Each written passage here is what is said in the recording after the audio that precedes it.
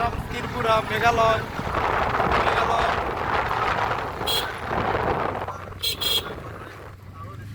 আপনারা প্রত্যেকটা লোক একবার আসবেন, অবশ্যই না আসলে বুঝতে পারবেন না।